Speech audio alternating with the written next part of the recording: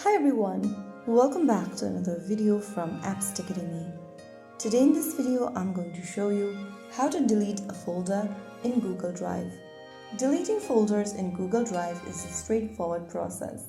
First of all, launch open your Google Drive application on your device and make sure that you're logged in using your Google account's credentials. After you're inside the home page of Google Drive, go ahead and select the folder you wish to delete.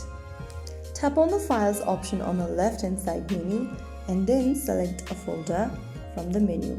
Tap the three dot right next to the folder you wish to delete and then click on Move to Bin. Click on Move to Bin once again. Remember that the folder will be moved to bin for now and it will be deleted after 30 days forever. Click on Move to Bin in order to move the folder to the bin. Once you've done that, if you leave the folder in the bin, it will be deleted after 30 days automatically and permanently. To permanently remove the folder immediately, go ahead and tap on the menu button at the top left and click on Bin. You'll then be able to notice the folder. You can now go ahead and click on Empty Bin at the top in order to empty the items right away.